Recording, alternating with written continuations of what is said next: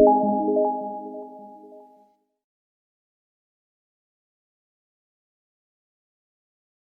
दोस्तों, हम लोग फिर से एक बार मुलाकात कर रहे हैं। हमने पिछली क्लास में टॉपिक के बारे में डिस्कस किया था जो कि प्रारंभिक शिक्षा के नवीन प्रयास से जुड़ा हुआ था। शिक्षा में सार्वभौमिकरण कराने का प्रयास था। सबसे पहले अपने नए विषय को शुरुआत करने से पहले आप हमारे चैनल को शेयर कीजिए, लाइक कीजिए, सब्सक्राइब कीजिए और आपके प्रयास से हमें प्रेरणा मिलेगी और हम अपने प्रयास को सफल बनाने में लगे रहेंगे। तो चलिए आज दोस्तों हम लोग नए टॉपिक के बारे में बात करते हैं। निःशुल्क एवं बाल शिक्षा का अधिकार अधिनियम 2009। इससे पहले हमें ये जानना जरूरी है कि यह विषय के बारे में सोचने के लिए हम कैसे मजबूर हैं। यह विषय को जानना या शामिल कराना उद्देश्य क्या था? उद्देश्य ये था कि भारतीय शिक्षा में परिवर्तन कराना, नई शिक्षा नीति को लागू करना, क्योंकि ब्रिटिश कालीन युग में भारत में केंद्रीय शिक्षा की व्यवस्था नहीं थी, सर्वकालिक शिक्षा की व्यवस्था नहीं थी, शिक्षा में सार्वभौमिकरण का अभाव था। तो स्वर्गीय पंडित जवाहरलाल नेहरू ने ये प्रधानमंत्री जो रहे थे तो उन्होंने इस बात को महसूस किया कि ब्रिटिश कालीन युग में, भारतीय शिक्षा के युग में वो स्वतंत्र शिक्षा की व्यवस्था नहीं थी। तो हम इस टॉपिक के बारे में बात करेंगे। निःशुल्क एवं बाल शिक्षा का अधिकार अधिनियम 2009 में इसके समझने के लिए सबसे पहले आजाद देश ने जो भारतीय शिक्षा परिवर्तन कराने के कई सारे आयोगों का गठन किया, कई सारी धाराओं का अध्ययन किया। तो उन्हीं में से हम धाराओं में अध्ययन करेंगे, बात करेंगे। तो धारा 28 के अंतर्गत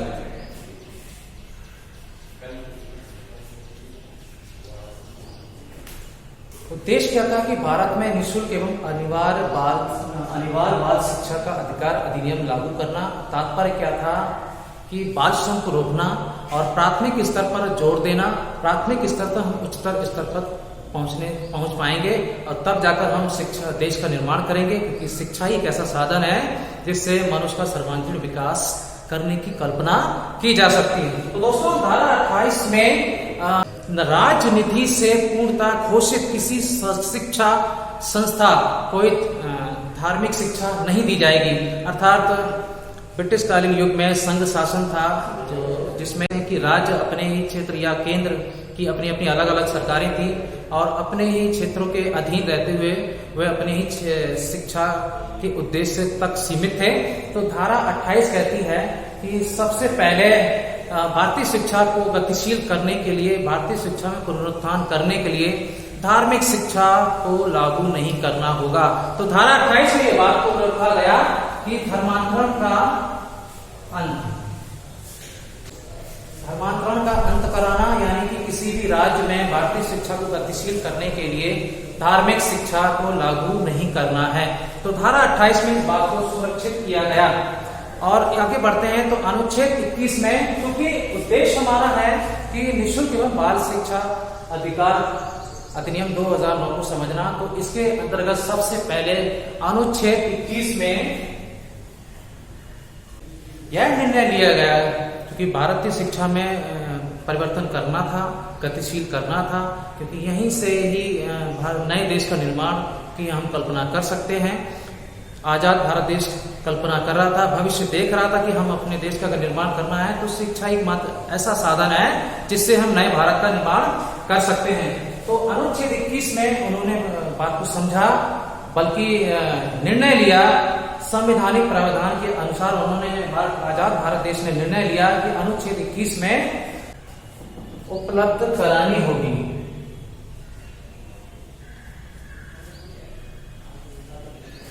दोस्तों, एक बात का ध्यान दीजिए, कभी कभी हम अपनी परिभाषा में कंफ्यूज हो जाते हैं या उसके अर्थ को हम समझ नहीं पाते हैं। कभी कभी दो परिभाषाएं होती हैं, लगभग एक समान ही लगती है, लेकिन कुछ ना कुछ अंतर होता है। तो सबसे पहले हमने भी यहाँ इस बात को देखिए कि अनुच्छेद 21 के अंतर्गत निःशुल्क एवं बाल शिक्षा अधिकार अधिनियम लागू करने से पूर्व इस बात को सुरक्षित किया गया कि अनुच्छेद 21 के अंतर्गत भारत देश में निःशुल्क अनिवार्य एवं बाल शिक्षा उपलब्ध करानी होगी। ये निर्णय लिया गया संवैधानिक प्रावधान के अनुसार कि निःशुल्क एवं बाल शिक्षा उपलब्ध करानी होगी, बल्कि लागू नहीं हुआ, उपलब्ध कराने की बात हो रही है, निर्णय लिया गया है। धारा 29 भारत आजाद भारत देश का प्रयास था और कि नई शिक्षा नीति का निर्धारण हो, नई शिक्षा नीति संबंधित उद्देश्यों का निर्धारण हो, ताकि हम सफल उद्देश्य की प्राप्ति कर सकें, नए भारत देश का निर्माण कर सकें। तो सबसे पहले उनका ये प्रश्न था कि किस तरीके से हम भारतीय शिक्षा को गतिशील करेंगे। इसके अंतर्गत उन्होंने आजाद भारत देश ने कई सारी धाराएं बनाई। तो इसी अगली धारा के अंतर्गत हम समझने की कोशिश करेंगे। धारा 29 में कि भारत के किसी भी राज्य के अंतर्गत रहने वाले लोग वे अपने ही संस्कृति को, अपनी ही लिपि को, अपनी ही भाषा को सुरक्षित कर सकते हैं। उनको अधिकार होगा अपनी भाषा को सुरक्षित करने का। तो धारा 29 जो है वो कहती है कि अल्पसंख्यकों का धारा 29 के अंतर्गत अल्पसंख्यकों के हितों का संरक्षण करना। तो इनको बोला गया कि किसी भी राज्य के निवासी जो अपनी संस्कृति को सुरक्षित कर सकते हैं, अपनी लिपि को सुरक्षित कर सकते हैं, अपनी भाषा को सुरक्षित कर सकते हैं। आगे बढ़ते हैं। धारा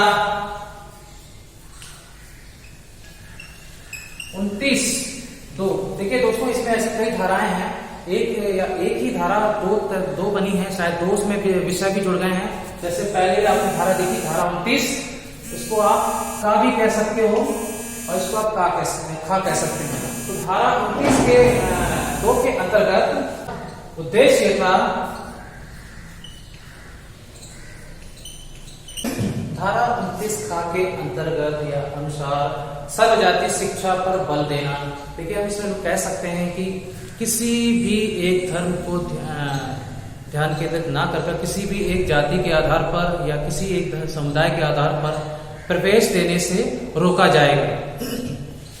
तो हम कह सकते हैं कि सर्वजातीय अर्थात प्रत्येक समूह को जोड़कर विद्यालय या संस्था में प्रवेश कराना, चाहे वो किसी भी जाति से संबंधित हो, तो किसी भी एक विशेष जाति से प्रवेश ना कराना, ये धारा 29 खा के अंतर्गत आता है। तो शिक्षा पर बल देना। आगे बढ़ते हैं हम लोग।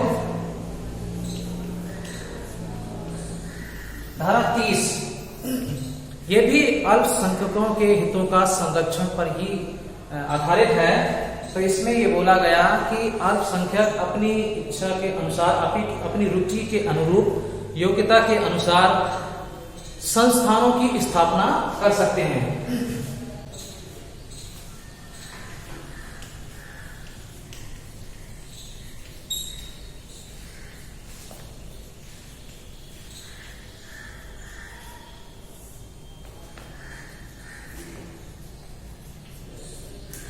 अल्पसंख्यक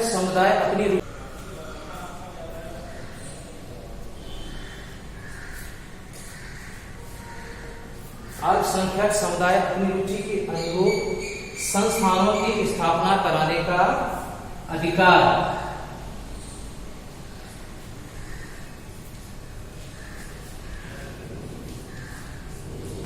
अर्थात इसमें हम समझ सकते हैं धारा 30 के अंतर्गत अल्पसंख्यक भारत के किसी भी राज्य से संबंधित, भारत के किसी भी निवासी जो अल्पसंख्यक समुदाय संबंधित है, वह अपनी रुचि के अनुरूप शिक्षा संस्थानों की स्थापना करने का उनको एकाधिकार रहेगा।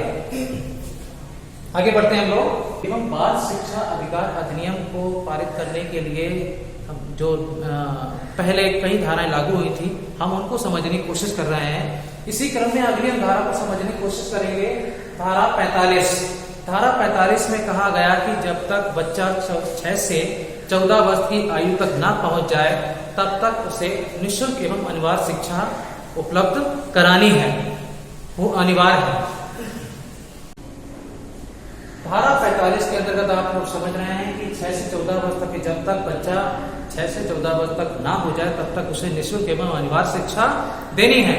यदि वो 6 से 14 वर्ष तक आयु होने के बाद में प्रवेश विद्यालय में प्रवेश लेता है, तब भी यह व्यवस्था लागू रहेगी, यानी कि निःशुल्क एवं बाल शिक्षा, निःशुल्क एवं अनिवार्य शिक्षा देनी है। आगे बढ़ते हैं हम थोड़ा सा।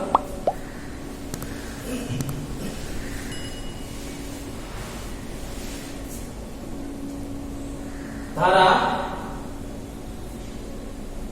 46, क्योंकि शिक्षा का सार्वभौमिकरण कराना था, शिक्षा को सार्वभौम रूप प्रदान करना था। इसी के अंतर्गत धारा 46 में SC/ST एजुकेशन, यानी कि जो भारत के में ऐसे कई राज्य हैं, ऐसे कई क्षेत्र हैं जहां पर लोग आर्थिक रूप से कमजोर हैं, जहां पर लोग आर्थिक रूप से कमजोर हैं, जिनके पास संसाधनों की कमी है, जो संस्था तक नहीं पहुंच पा रहे हैं, शिक्षा को ग्रहण नहीं कर पा रहे हैं, तो संवैधानिक प्रावधान के अनुसार धारा 46 में निर्बल, किसी भी राज्य के निर्बल, अनुसूचित जाति, आदिम व जो आर्थिक रूप से कमजोर हैं, उनको भारतीय शिक्षा के अंतर्गत, अधिनियम के अंतर्गत, प्रस्ताव के अंतर्गत निःशुल्क एवं अनिवार्य शिक्षा की उपलब्धता कराना।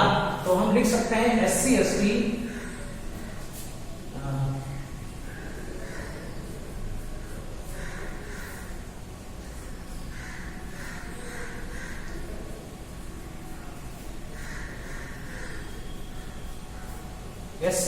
अनुसूचित जाति, अनुसूचित जनजाति शिक्षा की व्यवस्था करना, जो भारत देश के किसी भी राज्य से निर्बल हैं, आर्थिक रूप से कमजोर हैं, शोषित हैं, उस शोषण को खत्म करके उनको शिक्षित कराना और नए देश का निर्माण करना, क्योंकि ये भारत के नागरिक हैं। तो सर्वजातीय शिक्षा को लागू करने के लिए प्रत्येक समुदाय को जोड़ना जरूरी था, प्रत्येक जाति को जोड़ना जरूरी था। किसी एक जाति के आधार पर, किसी एक धर्म के आधार पर शिक्षा या विद्यालय में प्रवेश नहीं करा सकते थे। हम सर्व जातीय शिक्षा की कल्पना को साकार करने में लगे हुए थे। तो आगे बढ़ते हैं हम लोग।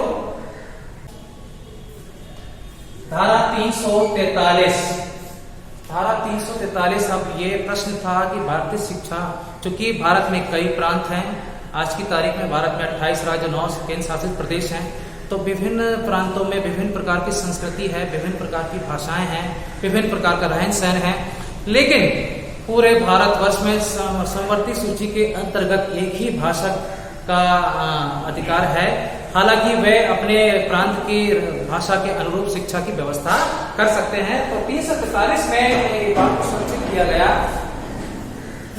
43 धारा के अनुसार संघ की राष्ट्रभाषा और संघ की राष्ट्रभाषा हिंदी और लिपि देवनागरी होगी। 15 अगस्त 1947 में जब भारत देश आजाद हुआ, ठीक 2 वर्ष बाद हिंदी को राष्ट्रभाषा के रूप में स्वीकृत किया गया। तो उसी अधिनियम के अंतर्गत धारा 343 में संघ की राष्ट्रभाषा, संघ की बात हो रही है यहाँ पर कि जो किसी भी राज्य की बात हो रही है, भारत में कितने विभिन्न प्रांत हैं, तो विभिन्न प्रांतों में संघ की राष्ट्रभाषा हिंदी और देवनागरी लिपि होगी।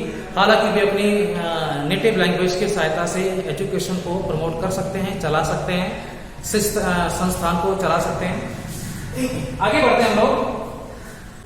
47 के उपबंधों के अनुसार भारत के किसी भी राज्य से संबंधित उद्देश्य से संबंधित बात हो रही है कि भारत के किसी भी राज्य किसी भी भाषा के अनुरूप शिक्षा का संचालन कर सकता है, अपितु हिंदी राष्ट्रभाषा के माध्यम से भी शिक्षा का वो संचालन कर सकता है, चाहे वो तमिलनाडु हो, चाहे वो केरला हो, चाहे वो महाराष्ट्र हो, चाहे वो आंध्र प्रदेश हो।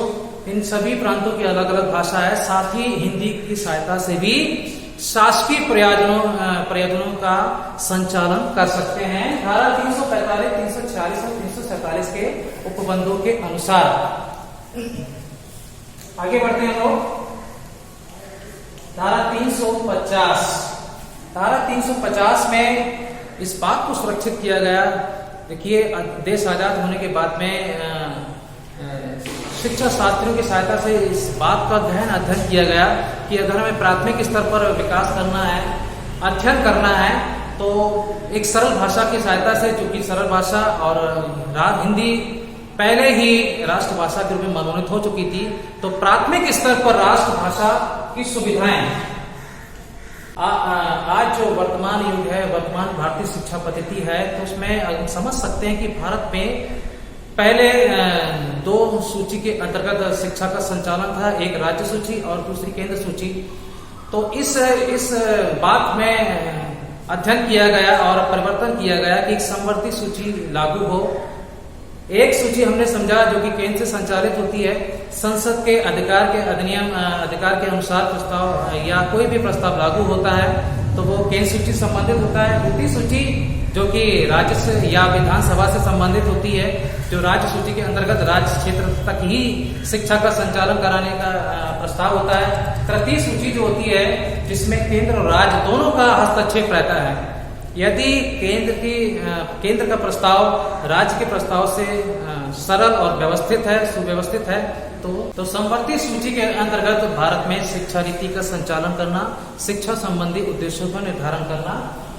तो प्राथमिक, चूंकि भारत एक लोकतंत्र देश है और सभी को हिंदी सीखने का अधिकार है, तो धारा 350 के अंतर्गत इस बात को रखा गया कि प्राथमिक स्तर पर राष्ट्रभाषा की सुविधाएं, यानी कि सभी को हिंदी के माध्यम से शिक्षा को बनाने पर बल दिया गया। आगे बढ़ते हैं हम लोग। भारतीय संविधान की शिक्षा, इस आजाद भारत देश के सामने बड़ी चुनौती थी शिक्षा को पूरे देश में एक समान पाठ्यक्रम के रूप में फैलाना, सार्वभौम के रूप में फैलाना। तो भारतीय संविधान की शिक्षा के अंतर्गत हालांकि 1985 डॉक्टर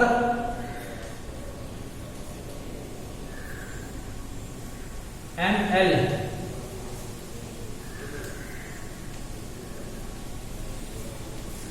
सिंघवी, यानी कि डॉक्टर 1985 में डॉक्टर M.L. सिंघवी ने अपने ही नाम से सिंघवी समिति बनाई, जिनका उद्देश्य था कि हालांकि देखो आजाद भारत देश के बाद में पहले 30-40 वर्ष पूर्व जो है पंचायती राज हुआ करता था। तो इन्होंने कहा था उस पीरियड में 1985 में सिंघवी समिति ने अपना प्रस्ताव दिया था कि पंचायतों को आत्मनिर्भर रहना चाहिए, आत्मनिर्भरता पर बल देने की कोशिश की डॉक्टर M.L. सिंघवी समिति ने। और यही के साथ में डॉक्टर D.S. कोठारी,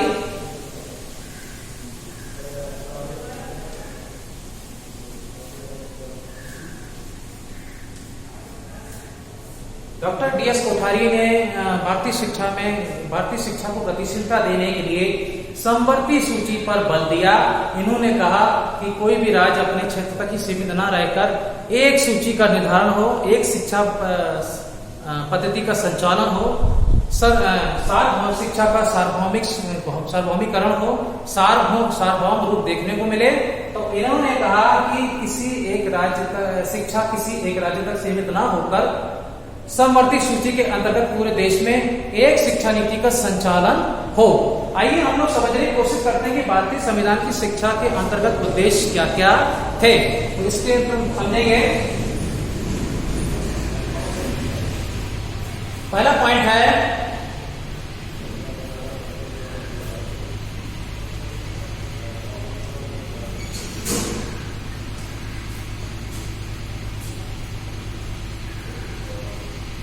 वैज्ञानिक गवेषणा।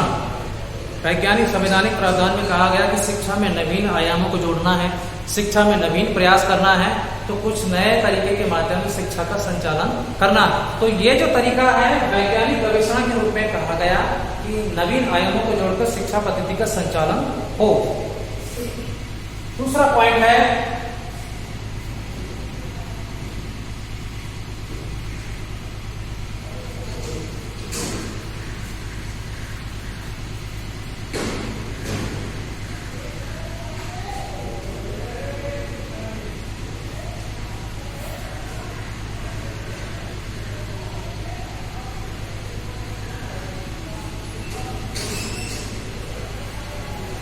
विकलांगों को समावेशी शिक्षा प्रदान करना। विकलांगों को, क्योंकि भारत देश में ऐसे कई लोग हैं जो शारीरिक रूप से विक्षिप्त हैं, डिसेबल हैं, तो डिसेबल पर्सन को भी एजुकेशन सिस्टम से कनेक्ट कराना। तो उसका दूसरा पॉइंट था विकलांगों को समावेशी शिक्षा के अंतर्गत जोड़ने की कोशिश करना। तीसरा पॉइंट था स्त्री शिक्षा। धारा 15 के अंतर्गत पहले ही स्त्री शिक्षा को प्रोत्साहन देने पर बल दिया गया। स्त्री शिक्षा को बढ़ाने के लिए स्त्री शिक्षा के अंतर्गत अधीन विद्यालयों की स्थापना की गई। 2002-2003 में कस्तूरबा गांधी विद्यालय जो आज की तारीख में चल रहे हैं, अभी भी चल रहे हैं, तो उन पर जोर था कि स्त्री शिक्षा को प्रोत्साहन देना।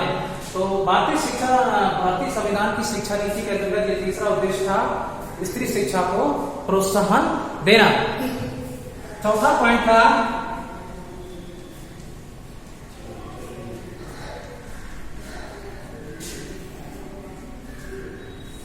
हिंदी का विकास। हिंदी का विकास, क्योंकि लोकतंत्र देश है, हर राष्ट्र में, हर राज्य में हिंदी का हस्तक्षेप होना चाहिए वहां की शिक्षा नीति पर। तो हिंदी का विकास आवश्यक है। चौथा पॉइंट ये रखा गया। पांचवा पॉइंट के अंतर्गत कहा गया कि निर्बल व अनुसूचित जाति, अनुसूचित जनजाति लोगों को प्रोत्साहन देना। निर्बल एवं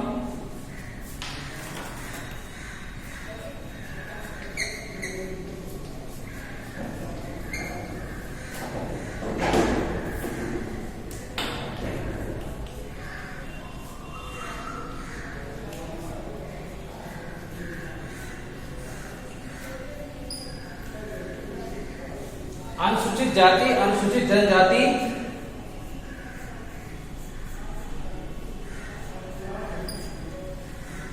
शिक्षा पर बल देना, प्रोत्साहन देना। तो दोस्तों ये था भारतीय शिक्षा के संविधान का उद्देश्य कि इस संविधान के अंतर्गत हमें किन बातों को ध्यान में रखना है। शिक्षा का सार्वभौमिकरण कैसे कराना है, शिक्षा को सार्वभौम के रूप में परिवर्तन कैसे करना है।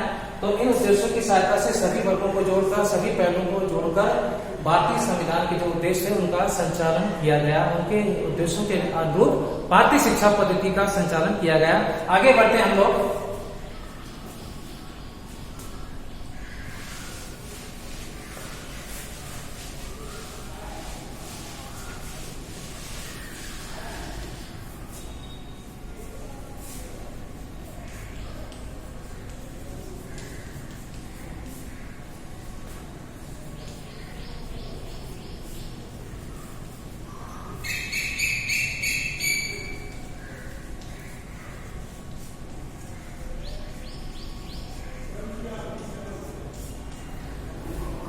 केंद्र और राज्य के शैक्षिक अधिकार।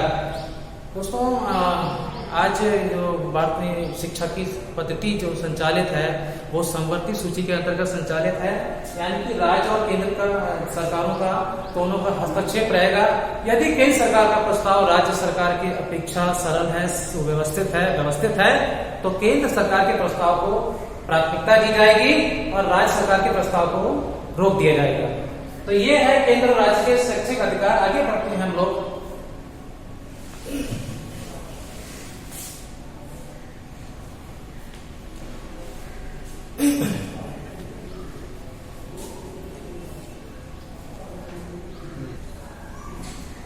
अब दोस्तों हम ये समझने की कोशिश करेंगे कि समवर्ती सूची संबंधित विषय कौन कौन है, किन किन विषय के आधार पर समवर्ती सूची का संचालन किया जाना चाहिए।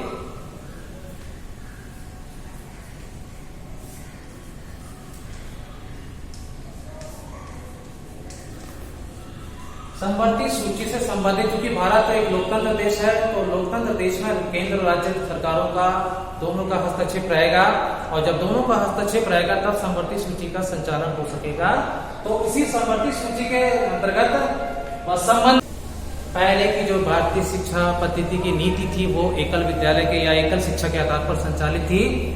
तो बाद में इसमें संशोधन करके सह शिक्षा पर बल देने की कोशिश की गई।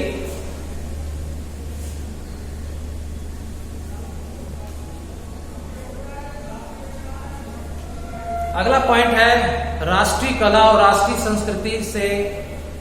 संस्कृति को बनाए रखना।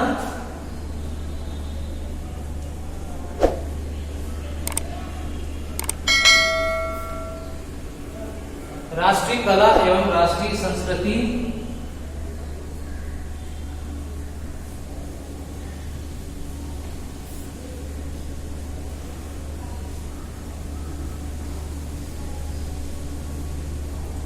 दोस्तों हमारा देश जो है विभिन्न प्रकार की संस्कृति जाना जाता है, तो उसी बात को ध्यान में रखते हुए प्रत्येक राज्य से संबंधित संस्कृति को संभालने की कोशिश की गई, क्योंकि उद्देश्य है एकजुटता का प्रदर्शन, जैसे कि हम लोग 26 जनवरी राष्ट्रीय दिवस में या 15 अगस्त को देखते हैं, जो दिल्ली में हर राज्य की प्रदर्शनी, हर राज्य का दर्शन कराया जाता है अपनी अपनी संस्कृति के आधार पर। तो उसी के विषय के अनुरूप, उसी विषय को प्रोत्साहन देने के लिए राष्ट्रीय कला एवं राष्ट्रीय शिक्षा, राष्ट्रीय संस्कृति को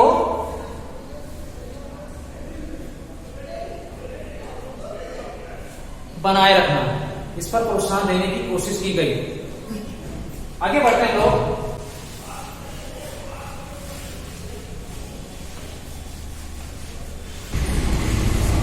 दोस्तों, इस तरह से हम संपत्ति सूची के विषय को समझ रहे हैं। आगे बढ़ते हैं हम लोग कि उच्चतर शिक्षा को व्यावसायीकरण कराना। आज के टाइम पर हम लोग देख रहे हैं कि कोई भी विद्यालय अपने ही विद्यालय संस्थान तक सीमित ना होकर अन्य विद्यालय के साथ में किसी भी विषय के बारे में वार्तालाप करते हैं। तो ये जो प्रक्रिया होती है, तो विषय का व्यवसायीकरण कराना, एक क्षेत्र तक सीमित ना होकर किसी अन्य क्षेत्र से ज्ञान का आदान प्रदान कराना। तो अगला पॉइंट था उच्चतर शिक्षा को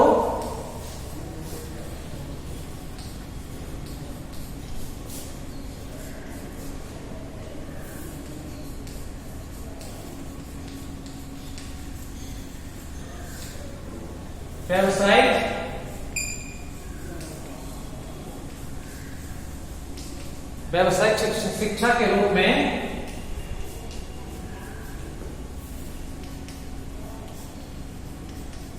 बल देना। अगला पॉइंट देखिए, हमने देखा कि उच्चतर शिक्षा को व्यावसायिक शिक्षा के रूप में बल देना। अगला पॉइंट है अनुच्छेद 21 के अंतर्गत व अनुच्छेद 45 के अंतर्गत पहले ही सुरक्षित कर दी गई थी बातें कि अनुच्छेद 45 में 6 से 14 वर्ष तक के प्रत्येक बच्चे को निःशुल्क एवं अनिवार्य शिक्षा प्राप्त करने का अधिकार रहेगा। तो इसी के अंतर्गत 6 से 14 वर्ष तक के बच्चों को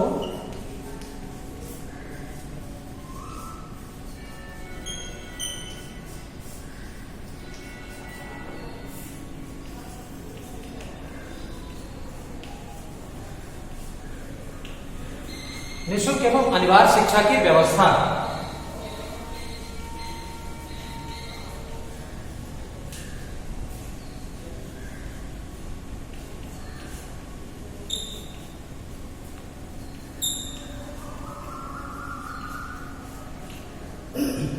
ये हो गया, ये संपत्ति सूची का बहुत ही इंपॉर्टेंट पॉइंट है।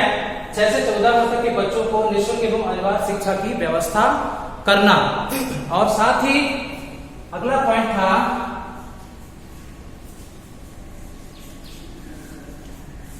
भाषा का संरक्षण। भाषा का संरक्षण हम लोग दोस्तों देखते हैं कि हर वर्ष सितंबर के माह में हिंदी पखवाड़ा दिवस मनाते हैं। हर विद्यालय में हिंदी पखवाड़ा दिवस मनाया जाता है। लगभग 14 दिन तक या पूरे महीने तक हिंदी पखवाड़ा दिवस मनाया जाता है। तो उद्देश्य क्या है? भाषा का संरक्षण। हमारे देश की राष्ट्रभाषा क्या है? हिंदी। तो इसी भाषा का संरक्षण। और लास्ट पॉइंट,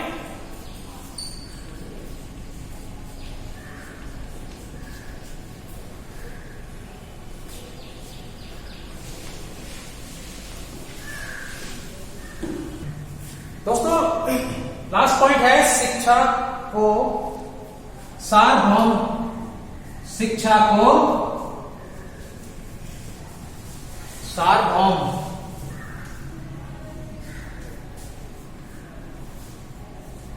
के रूप में स्वीकृत करना। सार्वभौम के रूप में स्वीकृत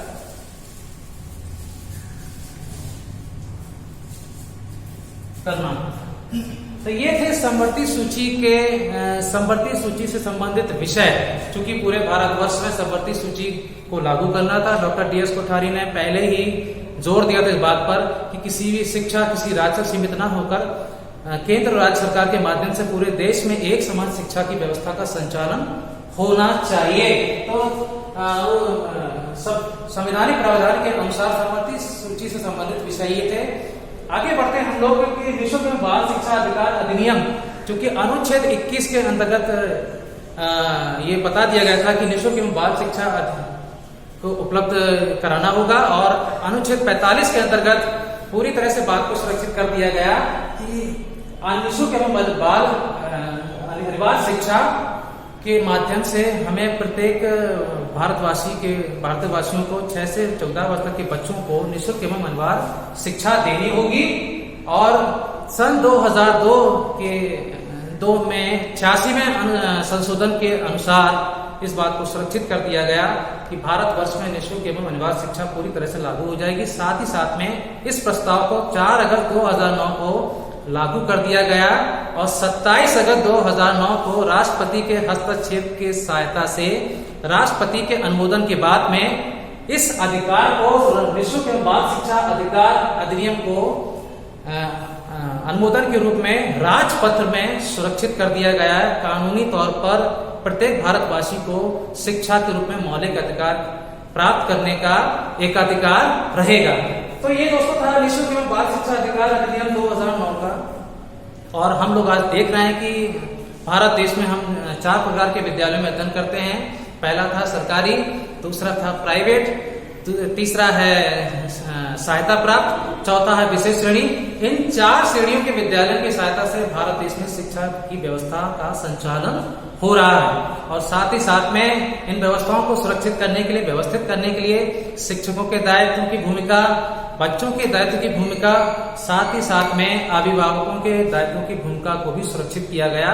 और इस तरह से इस अधिनियम को पारित करने की कोशिश की गई। तो ये दोस्तों हमारा ये विषय था जो बहुत ही इंपॉर्टेंट है। आशा करते हैं कि आज के विषय के संबंधित जो भी बातें आपके प्रस्तुत बताई गई, विचार विमर्श किया गया, समझ में आया होगा। अंत में हम उससे ये कहना चाहेंगे कि हमारे YouTube चैनल को लाइक कीजिए, शेयर कीजिए, सब्सक्राइब कीजिए, क्योंकि आपके इस मोटिवेशन से हमें प्रेरणा मिलेगी, आपके इस प्रयास से हमें भी प्रयास मिलेगा, सहायता मिलेगी कि हम अपने आने वाले अगले प्रयास को भी सफल बनाने की कोशिश करें। Thank you very much. Thank you so much.